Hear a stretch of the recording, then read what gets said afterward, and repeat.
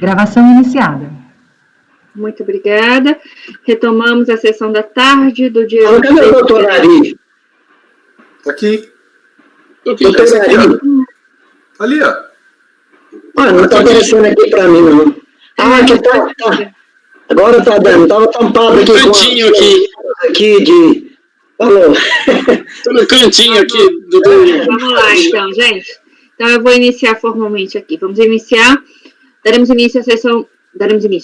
Retornamos, depois de um breve intervalo, para a sessão da tarde da primeira turma ordinária, terceira Câmara, terceira sessão, do dia 23 de fevereiro de 2021, período da tarde. Presentes conselheiros Ari Vendramini, Marcelo Costa Marques de Oliveira, Marco Antônio Marinho Nunes, Salvador Cândido Brandão Júnior, José Adão Vitorino de Moraes, Semiramis de Oliveira Duro, Sabrina Coutinho Barbosa, como suplente convocada, e eu, Liviane Jalote Meira. Nós vamos passar agora ao julgamento do item 51, cuja recorrente é Companhia Brasileira de Cartuchos, de relatoria do doutor Ari. Por favor, doutor Ari. Presidente, o item 51, ele é paradigma do 52 a 62, e o 158, que está nessa mesma sessão, também pode ser julgado em conjunto. Um é COFINS, outro é PIS. Se a senhora quiser julgar os dois... É 158? Então, retificando, mas complementando, passamos ao julgamento dos itens 51 e 158, ambos de relatoria do doutor Ari, e ambos com a mesma recorrente, Companhia Brasileira de Cartuchos. Por favor. Diz o número aí, Ari. 720-023. Epa, esse aqui não tá aqui, não. Tá. Tá 720-02, eu acho. Isso, esse aí não tá. Então voltou o 3. Faltou, desculpa aí. Mas a tua reação automática foi dizer que eu estava errado. Não, peraí, desculpa. O 51 é o 721-658, desculpa. Tá. Esse é o 51. 751 é o 653, e o 653 é o 823.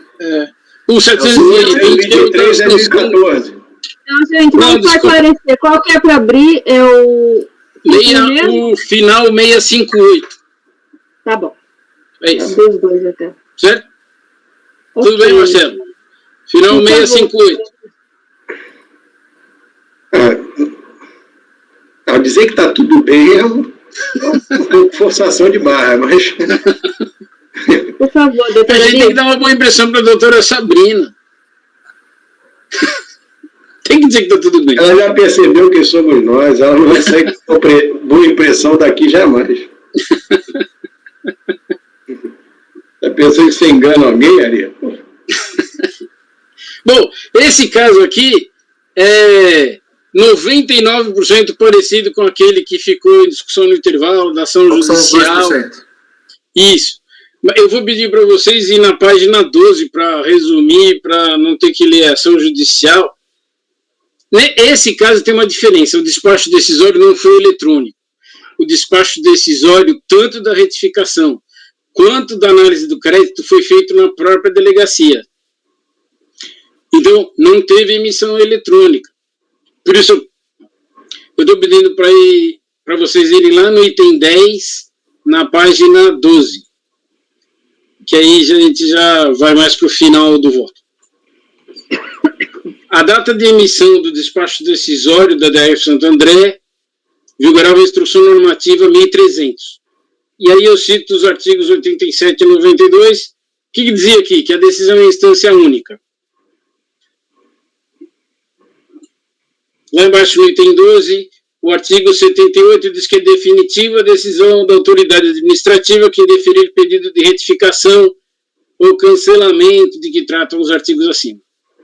Portanto, em nosso entendimento, o artigo 78 citado é claro ao determinar a definitividade do despacho decisório emitido pela DRF Santo André, com relação à retificação do pedido de ressarcimento das DECOMP que indeferiu a retificação. Entretanto, a própria DRJ abriu a possibilidade de apresentação de recurso voluntário pela manifestante, esclarecendo que somente com relação à nulidade do despacho decisório. Aquilo que o doutor José Adão se referiu no outro aconteceu nesse caso também. Não conheceu manifestação de inconformidade porque a decisão da retificação é definitiva, mas ela abriu espaço para a discussão da nulidade do despacho decisório. Assim, para que não se alegue cerceamento de defesa ou ofensa ao princípio do contraditório, deve o recurso voluntário ser conhecido. Aí tem a preliminar de nulidade.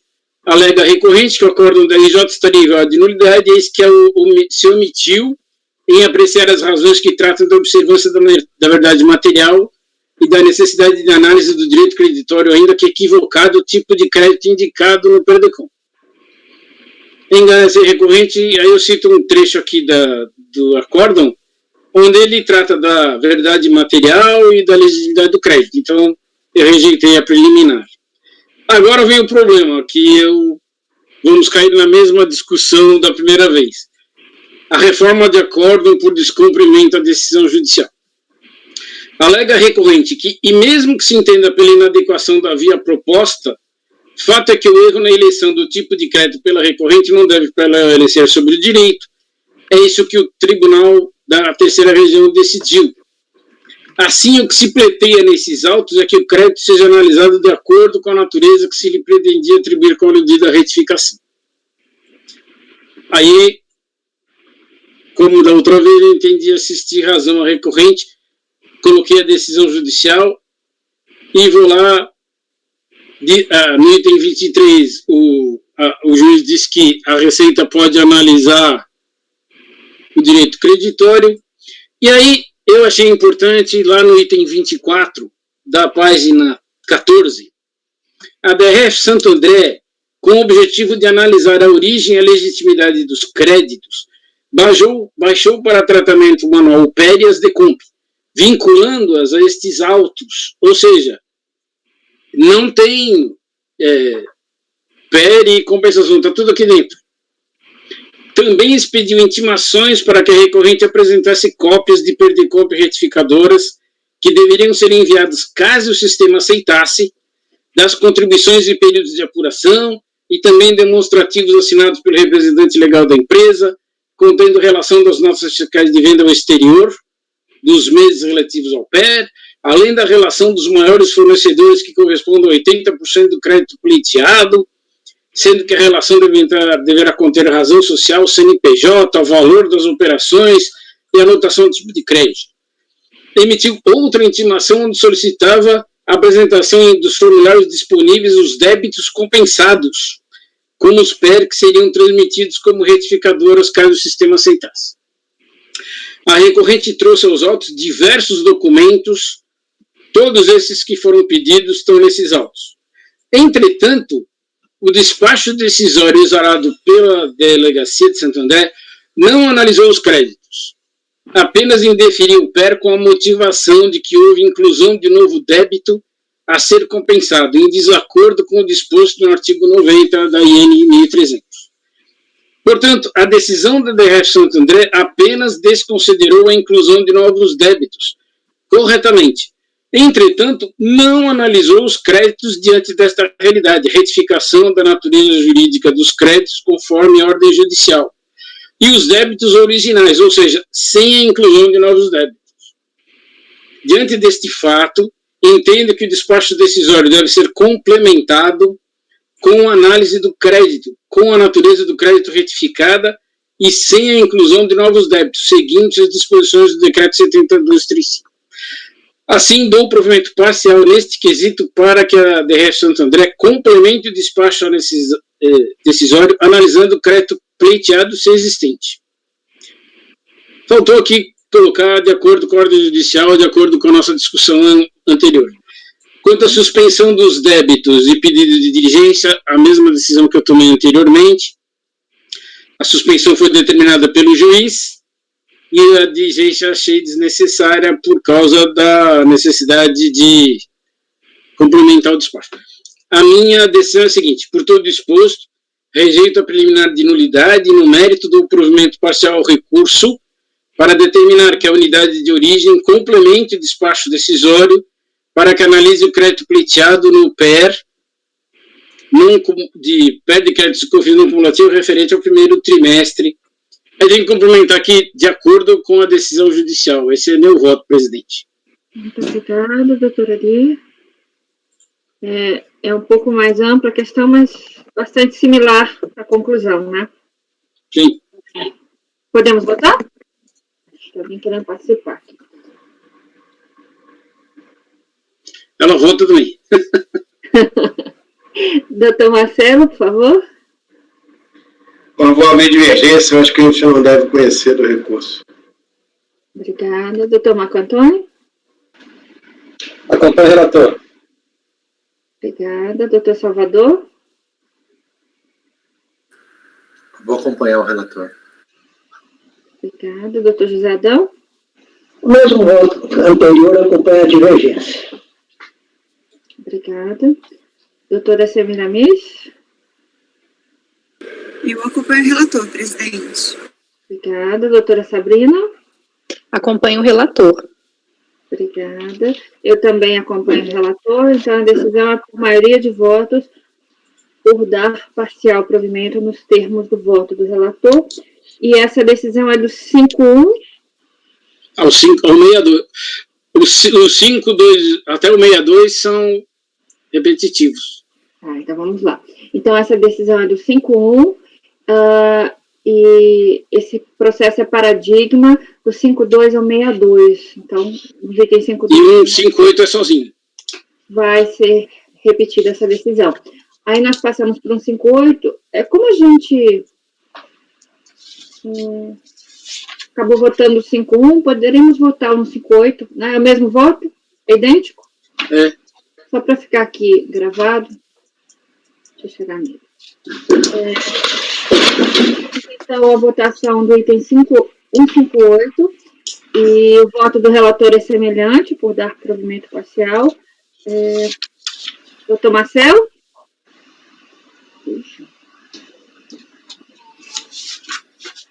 Doutor Marcelo, por favor. Desculpa. É o mesmo voto, eu voto por não conhecer do recurso. Obrigada. Doutor Marco Antônio? Eu acompanho o relator. Obrigada. Doutor Salvador? Acompanho. Obrigada. Doutor José Adão? Com a divergência. Obrigada. Doutora Semiramis? Acompanho o relator, presidente. Obrigada. Doutora Sabrina? Com o relator. Obrigada. Eu também acompanho o relator. Então, a decisão aqui também é por maioria de votos, no item 158, maioria de votos, dar parcial provimento nos termos do voto do relator. Vou só anotar isso aqui e ver para onde que nós vamos agora. Sei que tem um do doutor José Adão, não sei se tem mais algum do doutor Ariantes. Só conferir, por favor. Nós votamos o 5-1.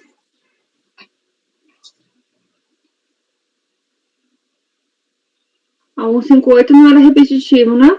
Não. Agora, sim. Agora é 81, é isso? Item 81. Já está na pasta, doutor? Já? Então, eu vou anunciar aqui. Então, nós passamos a votação do item 81, de relatoria do doutor José Adão, cuja recorrente é Checom, distribuidora transportadora limitada. Por favor, doutor José Adão.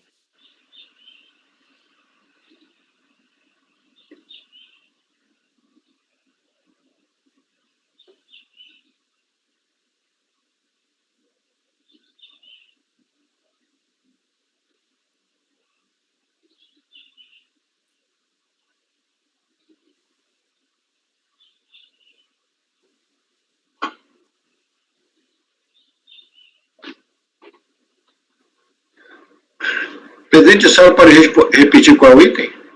É o item 81. Desculpe, item 85. Nós estamos... É 81 mesmo. 81 mesmo. Desculpe, acho que eu tô... Final 2017-30. Corrigindo, item 81, é que eu já estava olhando para frente. Da Checom, distribuidora e transportadora. Eu não sei se o 85 é o mesmo, né? Porque o 81 é PIS e o 85 é FIS. A gente poderia jogar 81 e aplicar essa decisão, que um é PIS e outro é COFINS. Ambos tratam aí de crédito sobre, aproveitamento de crédito sobre a revenda de produtos monofásicos. É 81 e 85, então. Exato. Vamos jogar em conjunto? Sim. Então deixa eu complementar. Então, nós passamos ao julgamento dos itens 81 e 85, da mesma recorrente, Checon Distribuidora e Transportadora, ambas de relatoria do Dr. José Adão. Dr. José Adão, quando puder, por favor. Então, como eu disse, é pedido de DECOMP, que o contribuinte reclama basicamente créditos sobre produtos monofásicos que são revendidos à alíquota zero, e ele reclama também de créditos sobre devolução de venda desses produtos. E ele pede também aqui a aplicação do reconhecimento da ocorrência da prolongação pasta para o ressarcimento.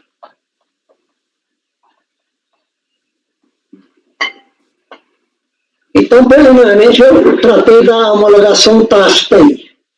E eu citei o artigo 74, a 9.430, que trata do PERDECOMP, e, de acordo também com o artigo 150 do CPM, que ele fala que a homologação tácita não se aplica aos pedidos de ressarcimento, mas apenas então somente a declaração de compensação.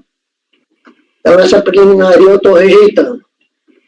No momento, as questões rescindem aos débitos, as questões de bens para revenda sujeitos à declaração monofásica e a devolução de venda desses mesmos bens.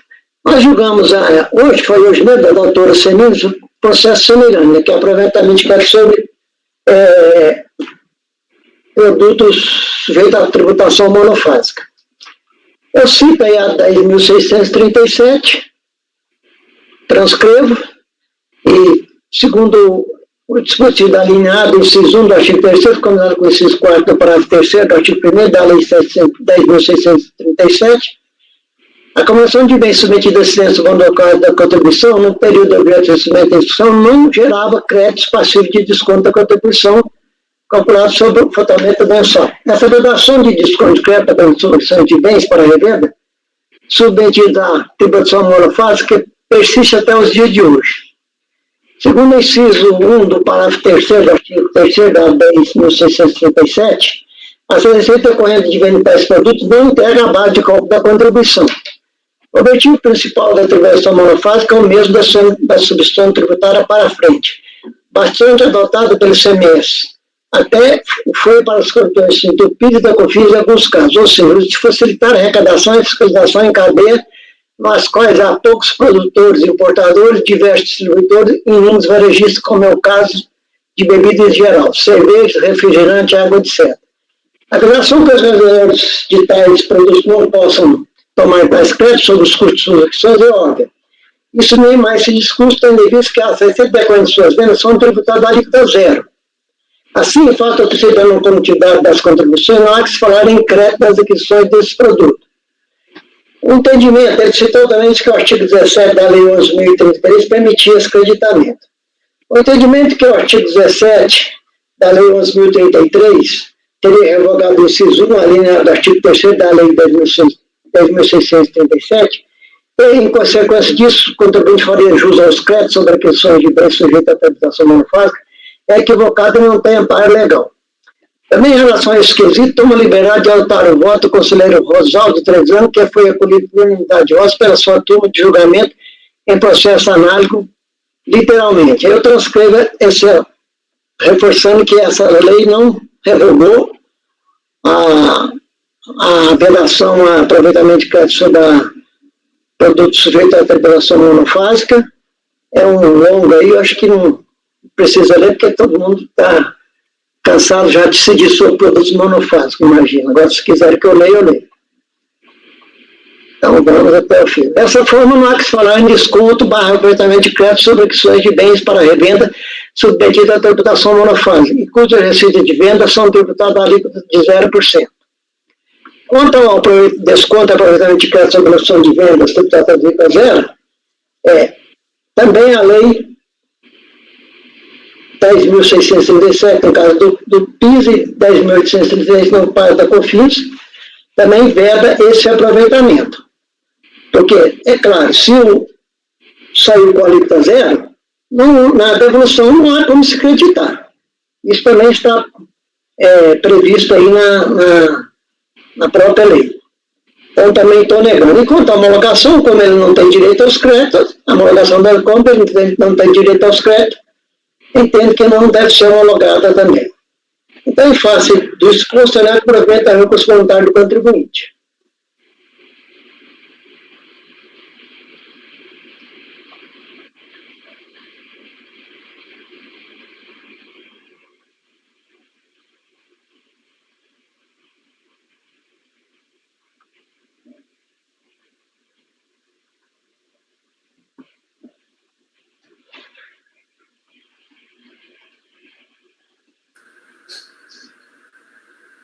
Pronto?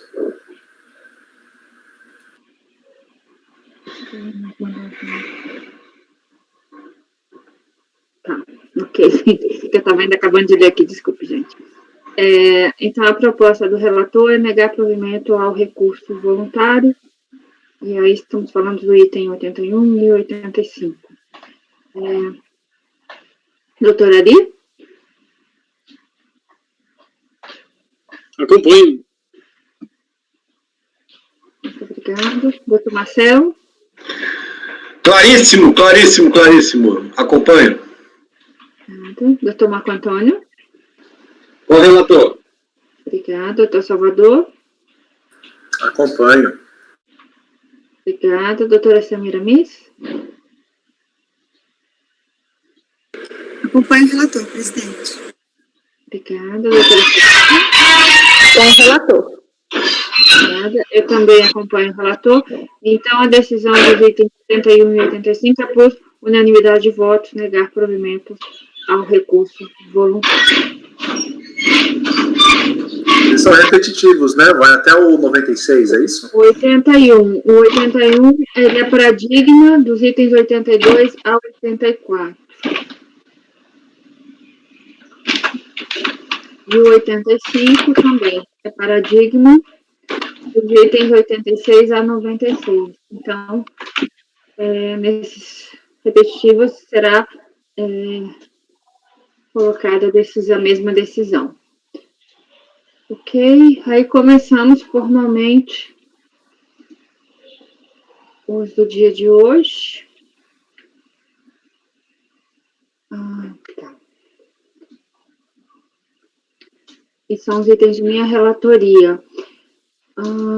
Nós temos aqui a recorrente, a Cooperativa Mista dos Produtores de Leite de Morrinhos. E nós temos alguns processos, e eu proponho, na verdade, a começar pelo 151. Então, peço aos senhores que abram o 151.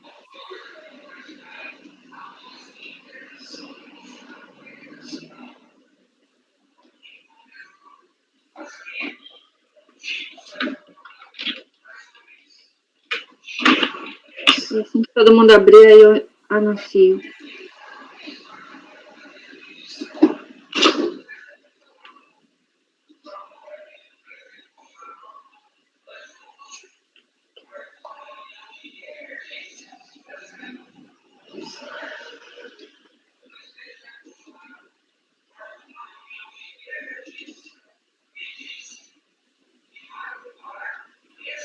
R$ 151 não está na tua caixa não, presidente.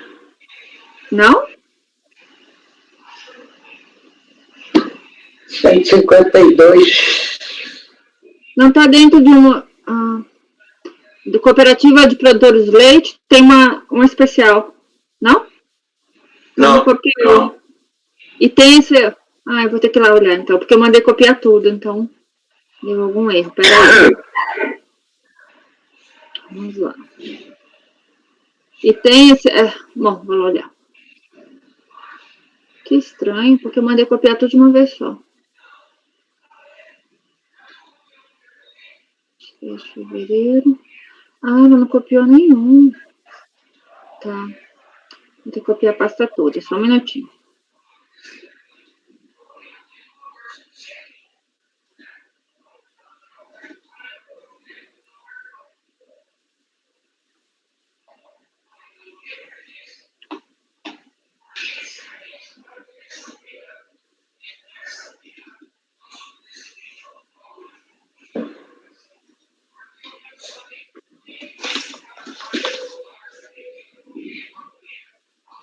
Então, minha sugestão é a gente ir adiante, deixar a cooperativa por enquanto, que talvez demore um pouquinho, e a gente ir para o item 98, que é bem mais simples. Por favor, me desculpem, deve ter dado um problema na hora de copiar. O item 98 é da Multimax. Esse está lá.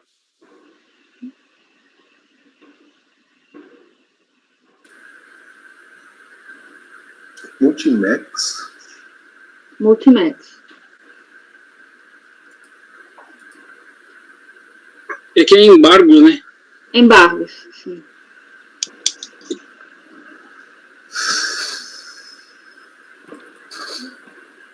Deixa eu lembrar, eu acho que é uma questão... Não é o que eu estou pensando, que é outra. São tantos, gente, que eu não consigo lembrar. Deixa eu ver o que era isso.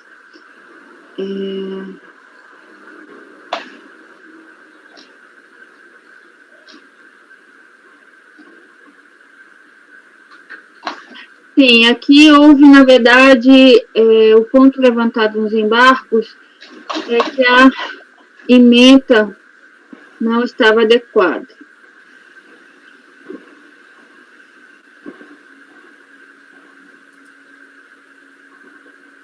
Deixa eu ver se é isso mesmo. Eu estou com tantos embargos. Então a ementa ficou incorreta, e a minha proposta é basicamente, até para evitar algum problema, tendo em conta que foi dado provimento, não foi dado provimento ao recurso voluntário, é manter a ementa já da decisão recorrida e copiá-la aqui e corrigir. É basicamente isso. É que eu tenho 2 embargos com ementa. Eu estava confundindo.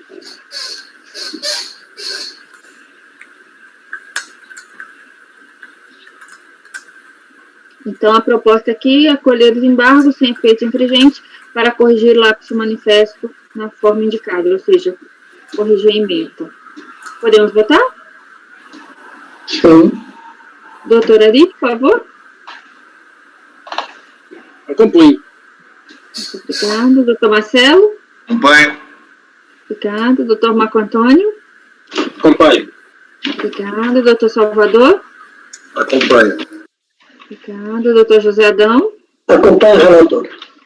Obrigada. Doutora Semiramis. Acompanho.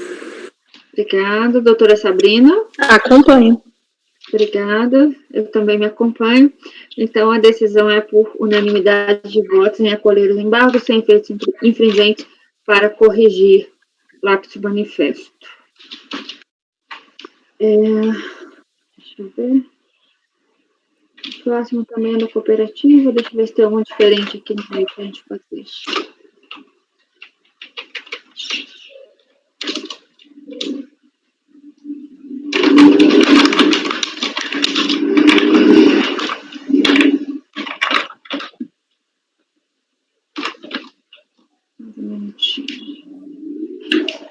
Eu proponho que a gente vá para o 144. Depois a gente vai para a cooperativa, só para ter certeza que vai estar tudo lá.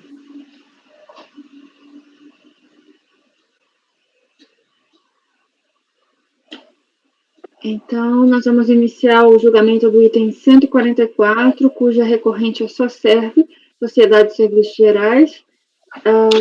Eu sou a relatora. Também é de COMP. Aqui também tem um ponto. A DRJ, ela entendeu que a recorrente não se opôs ao motivo do indeferimento do pedido de restituição. Porque ela só teria alegado que o débito compensado seria embutido. Ela explicou, né? explicou dizendo que o débito estaria embutido na base de cálculo de outro auto de infração. Então, ela acha que não houve, de fato, uma autuação, né? Então, a DRJ nem considerou as razões da recorrente. Então, a gente está falando de um pé de comp, em que a recorrente apresentou questionamentos, né, dizendo que se embasava em outro processo, e a DRJ não analisou. Eu vou passar aqui para o voto, que no voto eu explico um pouco melhor, pode ser? Eu vou... Tudo bem. Então, tem uma preliminar, né? Então, o entendimento da DRJ foi no sentido que a recorrente não se opôs ao motivo do indeferimento do pedido de restituição e da consequente não homologação da compensação, em que o pretenso direito creditado teria sido empregado. Nesse sentido, afirmou-se que a recorrente somente alegou que o débito compensado teria sido embutido na base de cálculo do auto de infração, cujo procedimento for autorizado pelo MPF número tal, sendo que, pelo que defende, nem a autuação, tampouco a impugnação, em face desta apresentada, teria considerado a compensação antes declarada, pelo que haveria duplicidade de cobrança. Conclui, então, que a recorrente não aspira à reversão do fundamento do despacho decisório, por isso entendeu que o despacho decisório é definitivo. Então, a DRJ recebeu a manifestação de inconformidade, mas entendeu que ela não impugnou o despacho decisório e que, portanto, é definitivo. Aí, para a gente poder deliberar sobre isso, eu copio aqui o que está na manifestação de inconformidade. Então, acho que eu começo a ler, que acho que não tem. Eu acho que dá para começar aqui, no parágrafo que começa quando muda a página. Em 6/5/2008, foi proferido despacho decisório número tal, indeferindo o pleito por não restar crédito disponível para compensação. Não obstante, foi lavrado o auto de infração, MPF número tal, em que consta a exigibilidade de crédito tributário referente ao período. Exatamente o período que se pretendeu compensar, que é objeto da presente manifestação de inconformidade. Como esclarecer que tanto na lavatura do auto de infração acima mencionado, como em nossa defesa protocolada sob o número tal, em 2008, não foi considerado para fins de apuração crédito tributário a compensação feita através do PERTICOM número tal. Nesse cenário, estando o débito objeto da presente manifestação com sua exigibilidade suspensa no processo número tal, nos termos do 151.3 do CTN, tendo em vista a apresentação da defesa administrativa, não há que se falar em qualquer encaminhamento para inscrição endividativa ou procedimento administrativo tendente à cobrança do suposto crédito. Sendo assim, vem requerer a defendente que Vossa Senhoria se abstenha de encaminhar o crédito. Então, essa defesa não é desse mês, esse processo, alguns meses até pedi para o Ari dar uma olhada, né, que a gente achou estranho, mas foi isso que aconteceu. Então, o que seria a impugnação é isso, e a DRJ considerou que não houve nenhuma manifestação em relação ao ato declaratório. A recorrente, por sua vez, ela diz que tratou sim na manifestação da não homologação da compensação, tanto que demonstrou que o débito objeto do presente recurso estava sendo discutido em outro processo. Afirma que o débito objeto do presente recurso, quando a apresentação da manifestação de conformidade, estava com a sua exigibilidade suspensa, isso que estava sendo discutido em outro processo. A recorrente explica que quando a lavratura ou a infração do processo 86 foi considerado valor 33 mil, no montante relativo ao débito apurado declarado na PERTICOM. Número tal. Diante da não homologação hora apresentada, a recorrente retificou os valores declarados no mês de maio de 2003 na DCTF número tal, em 2009. Após a retificação, verificou-se que o valor é pagado a COFINS no mês de maio de 2003 de 126 mil. A recorrente juntou esses gráficos que eu reproduzo aqui. Defende a recorrente que procedeu ao ajuste em sua DCTF, onde deixou de considerar o valor declarado.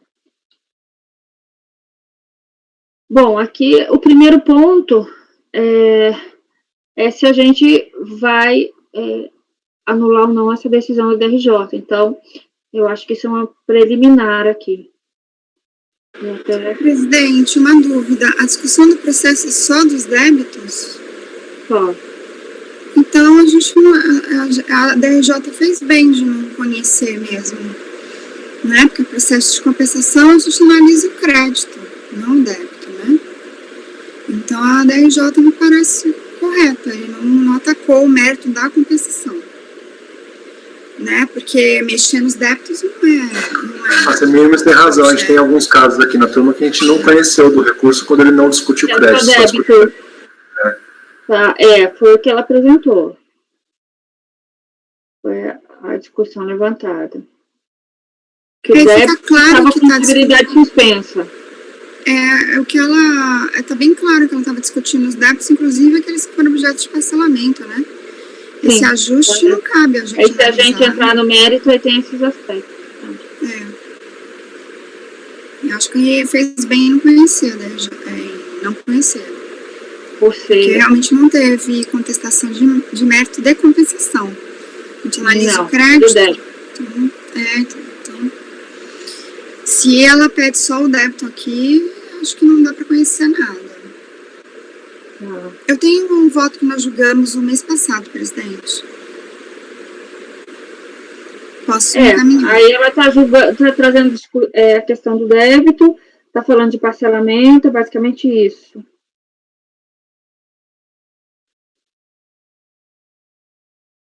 Então,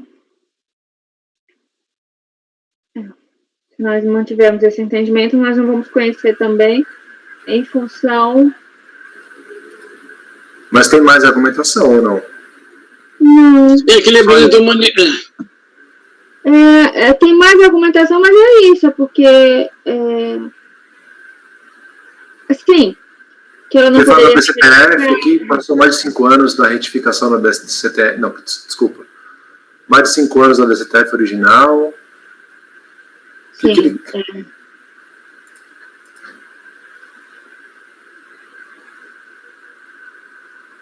Então, é que a DRJ cancelou a DCTF depois de 5 anos de emitida.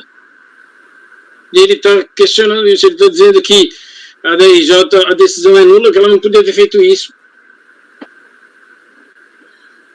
Não é só débito, não, ele está questionando a nulidade da DCTF decretada pela DRJ. Mas pelo que eu entendi, ele tá alterando, ele retificou a DCTF em relação aos débitos. Não, pelo que eu entendi, Ari, a DRJ não aceitou a DCTF retificadora porque ela foi apresentada depois de 5 anos do original, o que foi não admitido aqui. Não analisou o mérito. Não, a DRJ não analisou e cancelou a DCTF.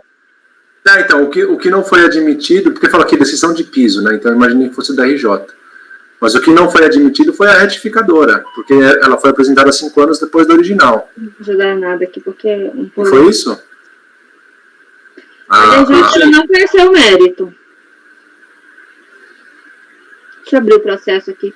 Então, ele fala assim, primeiro, quanto ao entendimento da decisão de piso, está aqui na página 6, de que a recorrente não poderia ter retificado a sua DCTF em 30 de novembro de 2009, por já ter passado mais de 5 anos da original, afirma que há 2 equívocos, por não considerar os valores retificados através do DCTF, segundo, por se referir ao período de novembro de 2003, que refere-se ao crédito informado na PERDCOMP.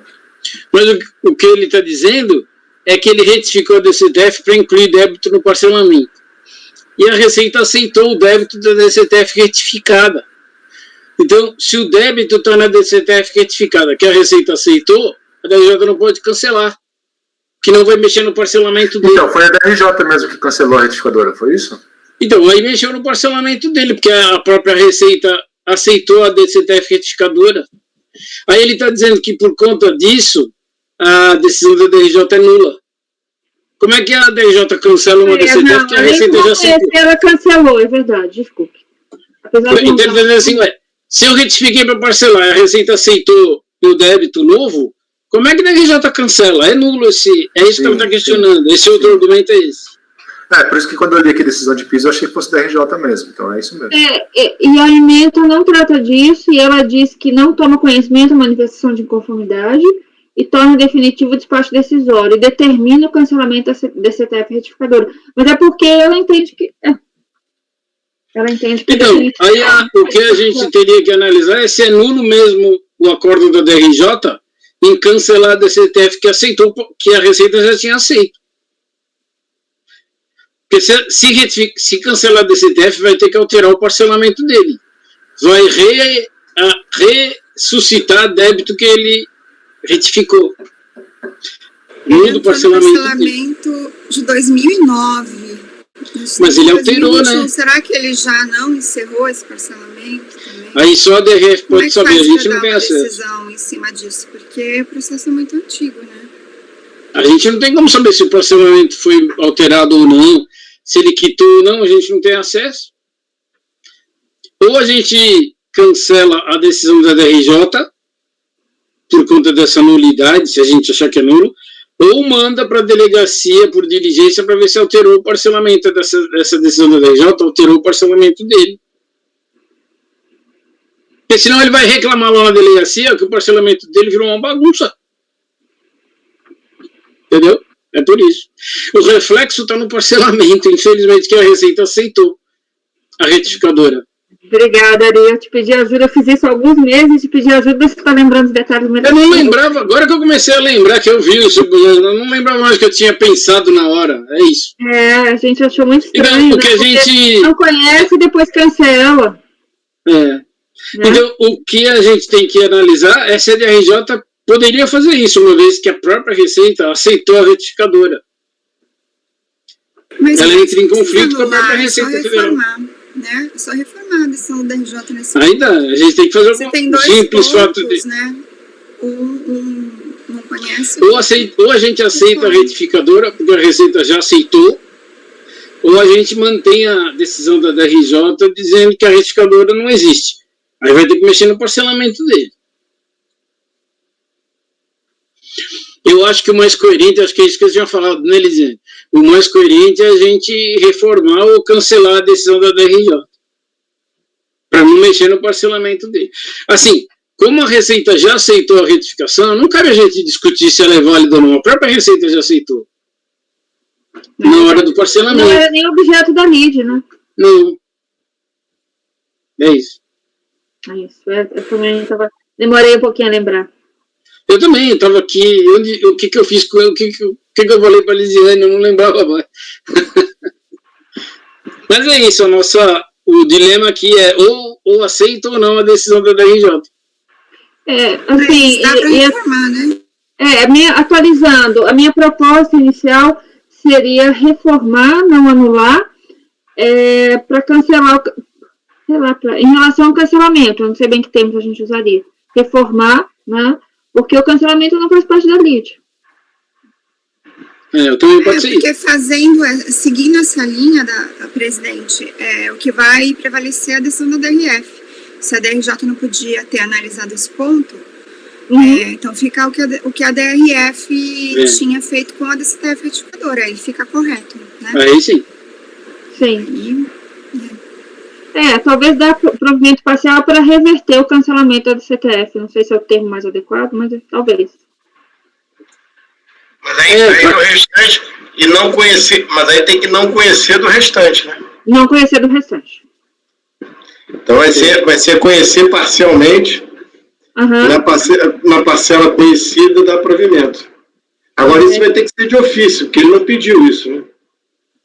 Ele não pediu, não faz parte da LID, Não, mas tudo bem, isso é rigidez de ato administrativo, pode ser de ofício, sem problema. Mas ele não pediu exatamente, mas ele está trazendo o argumento do parcelamento, né? Ele está dizendo... Não tem problema, a gente não precisa se justificar para fazer isso, não, a gente pode fazer. Reverter o cancelamento? Cancelar o cancelamento? Não sei. Eu acho que a gente só vai alterar a decisão da DRJ e excluindo essa parte do julgamento da DRJ por ser extra petita. Então fica implícito que o que vai valer então é a decisão da Receita ali embaixo. Tá. Né?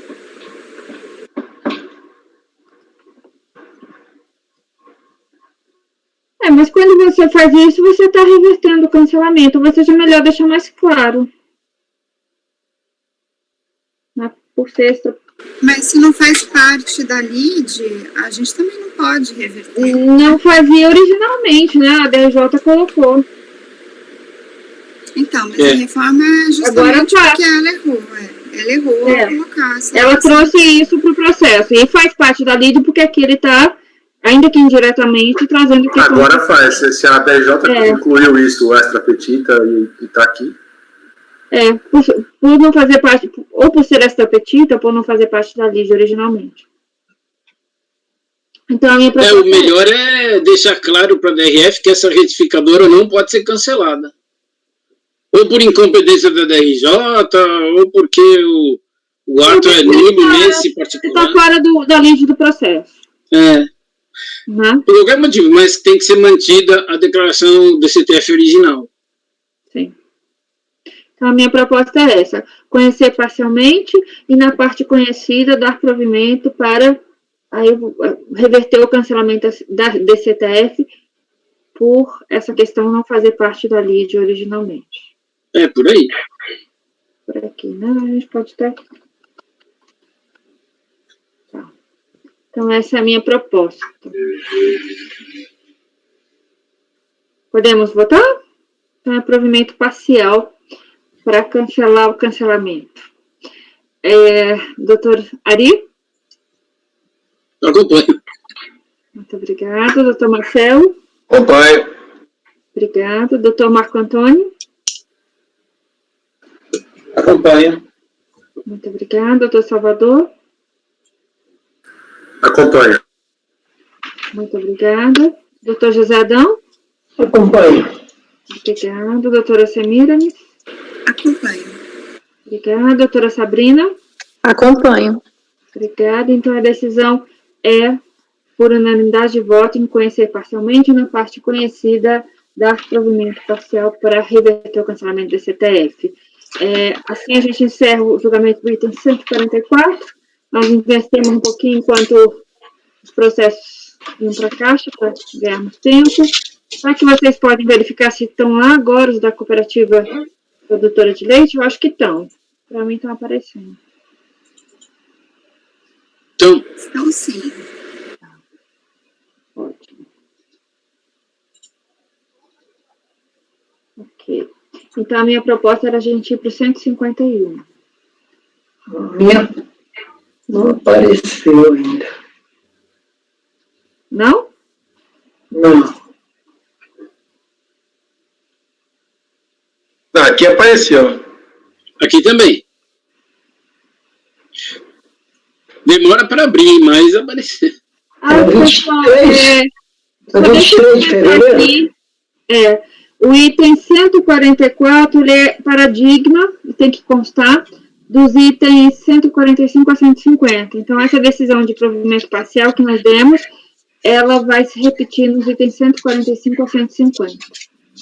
Tem que ficar consignado.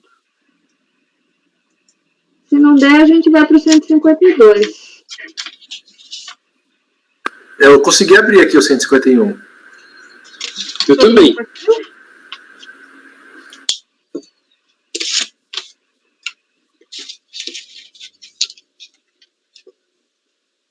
Os paradigmas do presidente dão problema, né? Que a gente não consegue identificar que é repetitivo. Não, os meus estão todos coloridos aqui, porque uma vez foi no embalo, depois eu aprendi.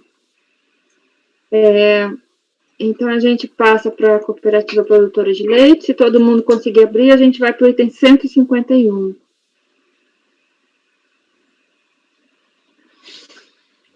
Enquanto isso, eu vou me lembrando que era. Um processo bem longo. Bom, consegui aqui. Achei, estava no outro.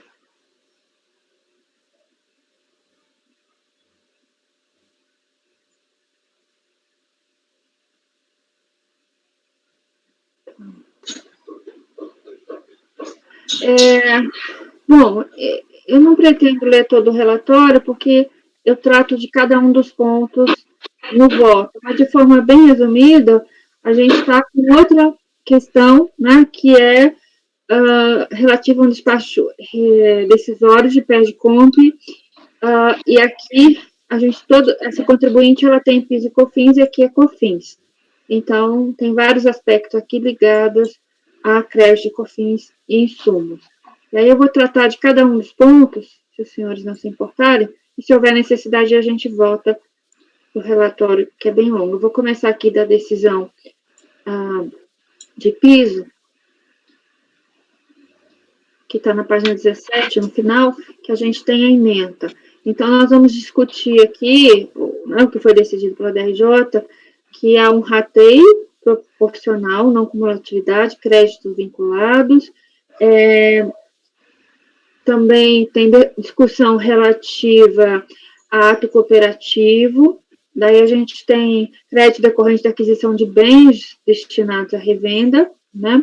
Produtos de origem animal, decorrente de venda com suspensão, e ainda tem questão de taxa Selic, correção monetária e outros aspectos preliminares. Aí a gente entra no voto e eu vou explicar cada um deles. Então, inicialmente, assim, eu acho que parece um pouco desnecessário, mas já que a contribuinte trouxe a recorrente, e para evitar o embargo, ela critica a DRJ porque a DRJ faz menção de que não estaria adstrita a um julgado que ela cita, né? E aí eu explico aqui, basicamente, que realmente nós estamos, né, temos que seguir a jurisprudência, mas naquilo que tiver efeitos erga omnes, né, para um julgado específico, que não seja nem para aquela parte, e nem tenha efeito erga omnes, nós, né, não estamos adstritos. Só constou para não dar o embargo.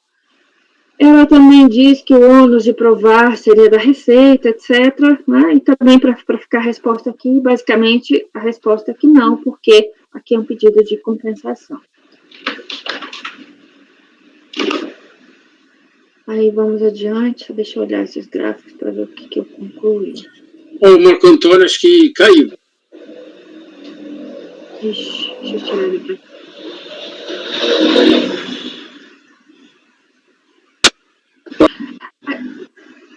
Acabei de tirar, não deu tempo. Eu já tinha apertado para tirar. Foi muito rápido. Vamos aguardar. Desculpe, Marco Antônio, quando você apareceu, eu já tinha apertado, não deu para... Sem problema, tá aqui. Bom, eu não sei se você perdeu alguma coisa. A gente conversou sobre a questão da jurisprudência, do ônus da prova, questões preliminares. Bom, quando a gente entra no mérito, o primeiro item aqui que ela questiona é o rateio para segregação de créditos. Aí, o que basicamente eu fiz é juntar o que está no relatório fiscal, explicando o rateio, né? E que, num primeiro momento, está correto o rateio da fiscalização, a não ser que a gente aceite algum dos pontos, né? Porque aí teria que revisar a questão do rateio. Mas o rateio em si não me parece incorreto, está muito bem fundamentado no relatório fiscal. Então, é o que a gente tem aqui. Vocês querem que eu leia? Para mim não precisa. Não? Rateio. Tá.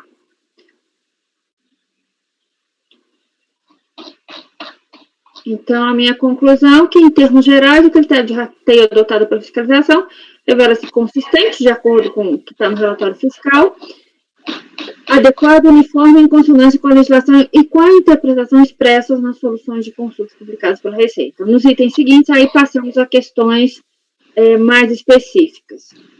Aí a gente tem esse item 2, que ela está tratando de receita de vendas do ativo permanente, né? Segundo ela, embora não façam parte da base de cálculo, caracterizam como receita não cumulativa e por isso devem ser reintegradas, né? Aí a minha observação é que esse não foi o entendimento da Receita, né?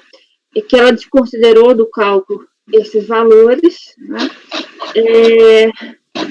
E aí eu volto à decisão de piso, dizendo que é uma situação de não incidência da contribuição, então, aqui COFINS, né? E me parece que está correto o que foi feito pela fiscalização e foi mantido pela decisão da DRJ e está de acordo com a lei específica. Então, aqui eu também proponho manter esse entendimento em relação à venda de bens do ativo permanente.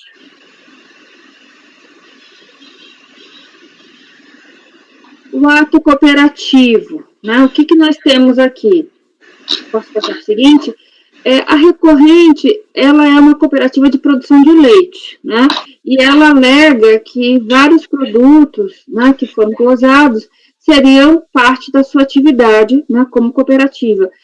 E aí, mais uma vez, eu entendo que está correta a glosa, e eu verifiquei quais são os produtos, né? E são esses produtos aqui. Então, não me parece que uma cooperativa de produção de leite, né, venha a ter direito de ser considerado, né, revenda de mercadoria, esse tipo de mercadoria, como ato cooperativo, né? Então, começa aqui por ordem alfabética, o absorvente feminino, achocolatado, aginomoto, biscoito, tem bebida alcoólica, comida, macarrão, etc. Então, eu entendi que isso não está vinculado à atividade econômica. Se fosse diferente, né, o entendimento seria também diferente.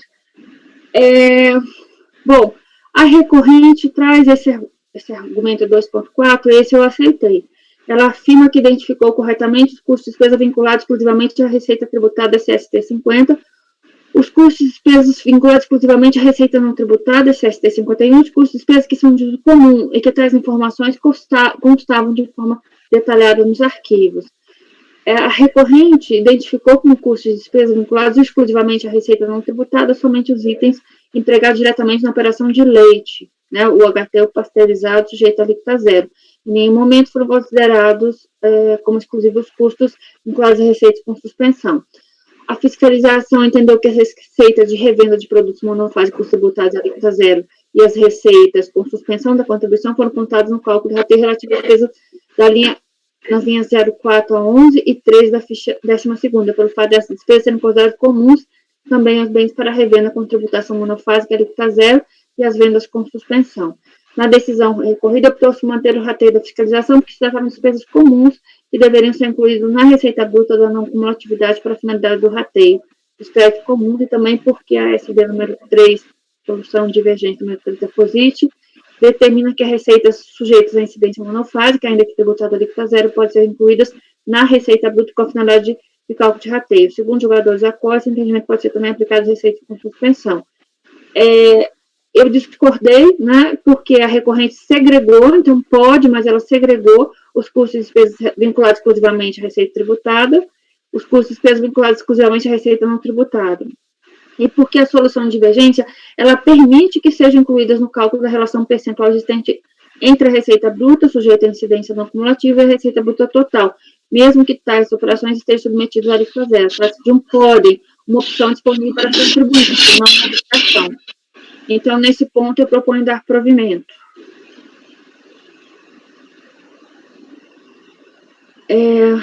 Bom, indo adiante.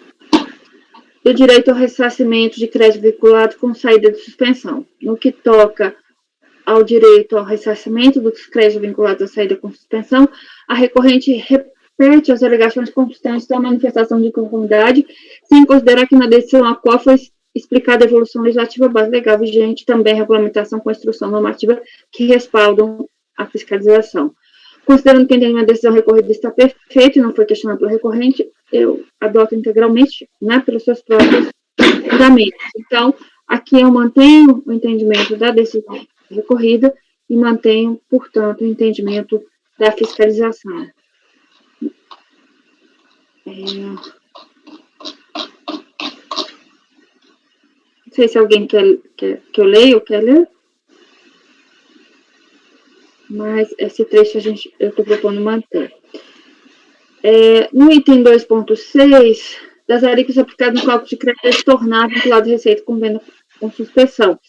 A recorrente novamente repete questões constantes de manifestação de conformidade em se ater ao conteúdo da decisão recorrida. Né?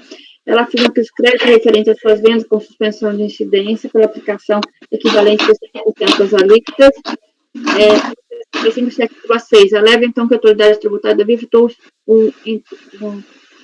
o estorno pela aplicação das alíquotas integrais. Todavia, de fato, na documentação elaborada pela autoridade tributária, significa que é uma completa reapuração de ofício para PIS e COFINS, e nessa reparação não houve cálculo de crédito na venda de leite in natura com suspensão das incidentes referidas por contribuições sociais, portanto, não houve estorno de crédito, mas uma nova apuração. Então, aqui eu mantenho o entendimento de piso. Esse item, a recorrente retoma alegações constantes da manifestação de conformidade, aqui, ela está falando da revenda para cooperados. Se a gente seguiu aquela linha de que a revenda não era ato cooperativo, esse item acompanha, né? Não tem como a gente também discutir esse cálculo das exclusões.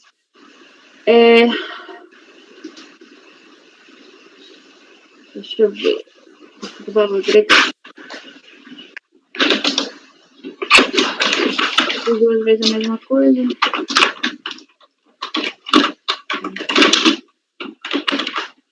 Tá, e aqui no item 2.8 também está falando valor repassado, mas ela disse que foi excluída da base de cálculo. Mas também, mais uma vez, né, fica relacionado às mercadorias vendidas, se a gente mantém aqui o entendimento, mantém aqui. Por fim, ela entende que tem direito à correção monetária, né, e eu aplico a súmula, né. Então, a minha conclusão é dar provimento parcial somente em relação aos créditos vinculados exclusivamente à receita bruta, não tributada ou alíquota zero. Então, essa é a conclusão. Esse é o voto.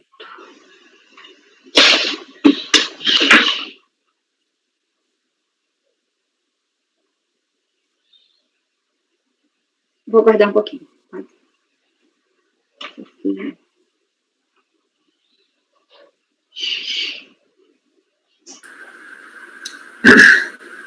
Presidente? Sim? Ontem você pediu vista em relação a esse caso aqui da súmula 125. Foi, mas... Da correção monetária do PIS e COFINS. Sim. Eu até li o acórdão lá da quarta Câmara. Mas aqui eu não sei. Bom, a gente tem que repensar, porque na verdade eu não estou negando o provimento integralmente, né? Porque se eu tivesse... porque você deu crédito para as alíquotas zero, para sair da alíquota zero. Né? Você tem razão.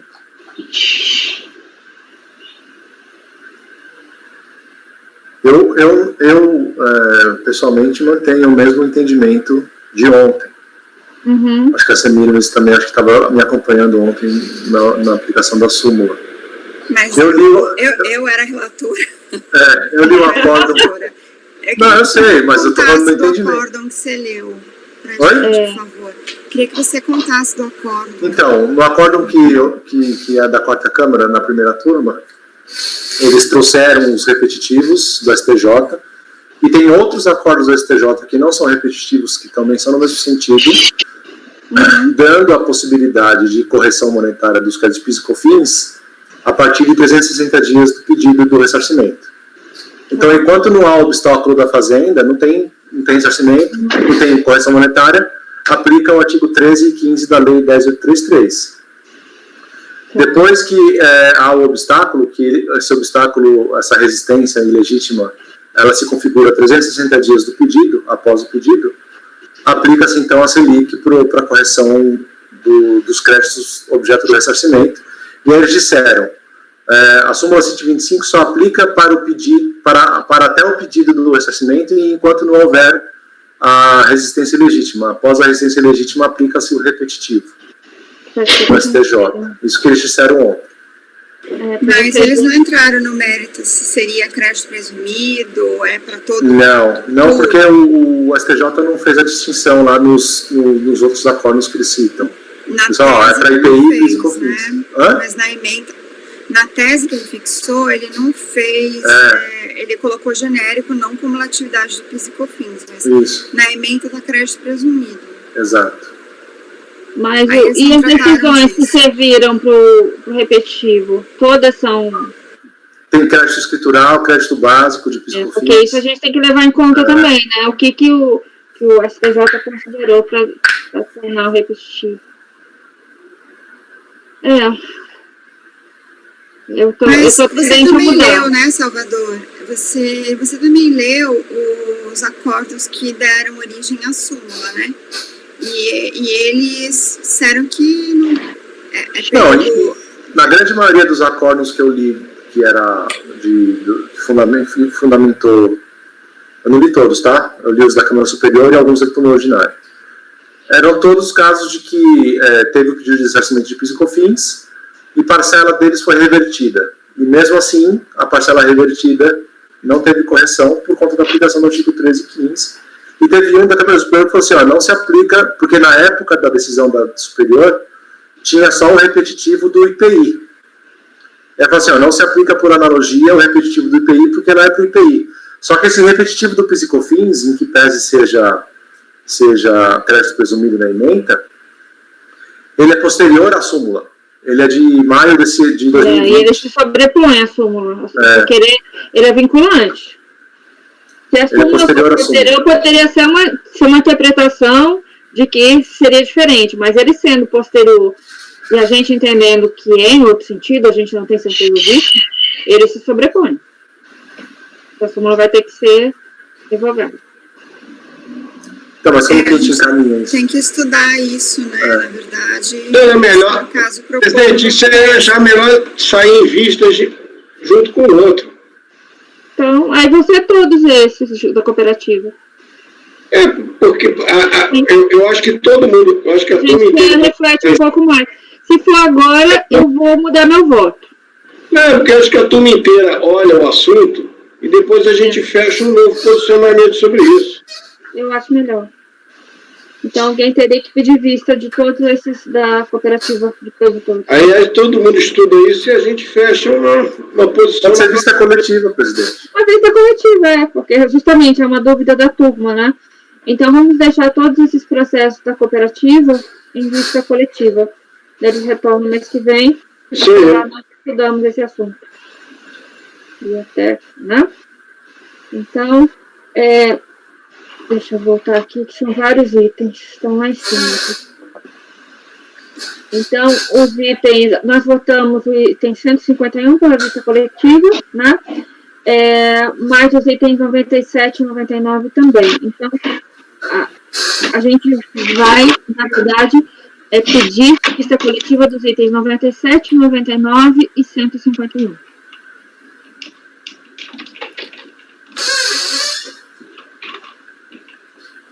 Deixa eu pôr uma nota aqui também.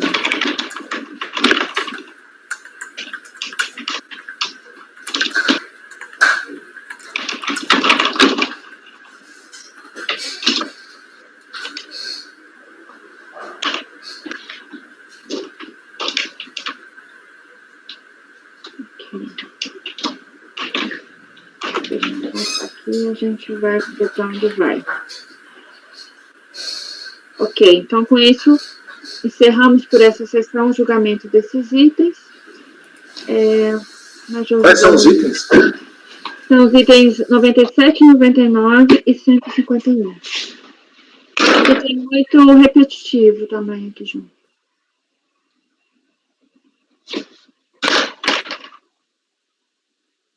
Peraí, o de 100 em diante é repetitivo do 99, é isso? Vamos lá, deixa eu ver. Então, 97, 98 é o outro, 99, o 100 a 133 são repetitivos.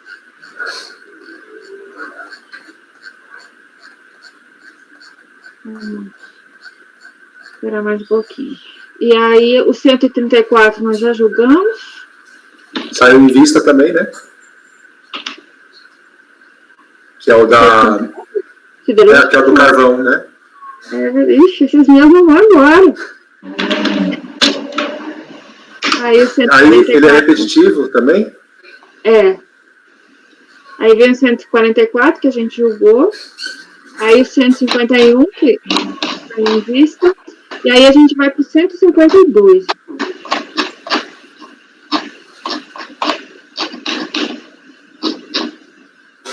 Tá, que é a gria elétrica. Exatamente. Então, deixa eu lembrar o que é. Ah, tá. Eu estou procurando concomitante. Deixa eu lembrar por quê.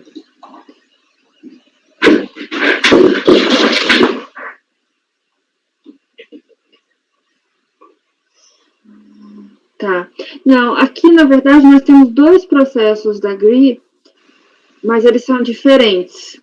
Esses 2 processos são 152 e 153. Eles têm alguma similaridade. Eu vou explicar os 2 juntos. Esses processos, eles estiveram conosco, a recorrente alegou concomitância, nós mandamos em diligência para verificar esse aspecto da concomitância, e agora, na volta, na verdade, eu estou vendo 2 situações diferentes. O que acontece? É uma admissão temporária, né, que foi aplicada a multa de 10% por descumprimento da admissão temporária, e no meu entendimento, a gente pode ver aqui no acórdão, tem uma concomitância porque a própria admissão temporária está na justiça, né, então, a multa decorrente. E, além disso, e no outro processo, ela nem juntou as peças, né, apesar de originalmente ter alegado concomitância, porque pela mesma infração foi aplicada a multa de 10% do imposto de importação e foi aplicada uma multa do IPI. Então, no meu entendimento, tem um bis em idem e não cabe a segunda multa. Então, eu estou propondo concomitância para o 152 e dar provimento para o 153 para afastar essa multa. Apesar de estar na justiça, eu entendo que, independente de ela ganhar ou perder, essa multa não cabe. Ok? Mas, de qualquer modo, vamos ver meu voto, para que nós tenhamos um pouco mais de familiaridade aqui. Então, eu estou no voto do 152. Bom, a recorrente alegou concomitância, houve a diligência, voltou, né? E aí eu explico um pouco a concomitância, que nesse aqui é o ponto principal, né? Então, eu vou aqui para esse também. Também com base no documento juntado, verifica-se que na ação cautelar... Com base na documentação juntada, logo no começo do voto, ali, pela recorrente, observa-se que a discussão sobre o descumprimento dos requisitos de admissão temporária é objeto da ação anulatória de débitos fiscais número tal, no qual a GRI é a autora. Também, com base nos documentos juntados, verifica-se que a ação cautelar preparatória, número tal, que nessa ação houve garantia, então ela teve que garantir e as multas. Dessa forma, houve suspensão da exigibilidade dos débitos em razão do depósito judicial efetuado pela recorrente. Quanto a cautelar, a decisão foi favorável à recorrente. Em relação à ação anulatória, conforme os documentos que a recorrente juntou, houve uma decisão favorável ao fisco, mas houve recurso especial. Então, na verdade, a gente está no STJ, né? E aí eu explico a questão. A questão é a seguinte: os processos judiciais mencionados tratam do mesmo fato, ou seja, a admissão temporária, do processo administrativo fiscal do final de 35, a concessão do regime aduaneiro especial de admissão temporária para utilização econômica na Zona Franca de Manaus, com suspensão total de tributos e IPI, para os bens descritos na ADI número tal. No entanto, a ação cautelar e o depósito, isso tem um ponto também. Eles não incluíram multa de 10% pelo descumprimento do regime, objeto do presente processo. Então, a multa de 10%, né, ela não está incluída no depósito judicial. Mas, mesmo assim, tendo em conta que o fato objeto desse processo, o descumprimento do regime de admissão temporária, é o mesmo tratado nos processos judiciais, propõe que se reconheça a concomitância e que o recurso voluntário não seja conhecido, independentemente de ter aí uma garantia. Então, essa é a minha proposta, e aí eu trago uma análise de mérito aqui, mas eu entendo que não é o caso.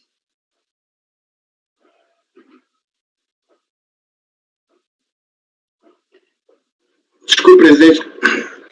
A senhora falou alguma coisa sobre bis in idem? No outro processo, nesse não. Ah, tá bom. Nesse é a multa de 10%, que se eu fosse julgar o mérito, eu acho que ela descumpriu, mas não dá pra gente julgar o mérito, está na justiça. Ah, não, agora eu entendi. Mas eu não entendi. Essa multa de 10% você não falou que não estava incluída no depósito, mas está discutido, é isso? Está discutindo, porque é o mérito, né? Tá? Vai ter depósito ou não ter depósito é outra questão. Mas o mérito é o do regime de admissão temporária, né? E essa multa é para o descumprimento do regime. Então, se o regime está sendo discutido, a multa é vinculada mesmo ao resultado. Eu, analisando o processo, eu entendo que descumpriu, mas como está com recurso especial, não tem o que a gente fazer, né? Vai ter que esperar o que vai acontecer. Então, resumindo para a nossa votação, A minha proposta aqui é não conhecer em razão da concomitância. Doutora Ari? Acompanho. Obrigada. Doutor Marcelo? Acompanho. Obrigada. Doutor Marco Antônio? Acompanho. Obrigada. Doutor Salvador? Acompanho. Obrigada. Doutor José Adão? Acompanho. Obrigada. Doutora Semira Miss? Acompanho. Obrigada. Doutora Sabrina? Acompanho. Muito obrigada. Então, a decisão é por unanimidade de votos, não conhecer do recurso em razão da concomitância. Aí a gente passa o próximo, que aí sim... Presidente, eu posso ter 3 minutinhos? Claro. Para saber aqui notícia do meu filho? Importantíssimo. Vamos dar 5 minutinhos, dá tempo de a gente tomar uma água, pode ser? Essa prima também está com as urgências lá, imagina. Obrigado, tchau. Gravação interrompida, presidente.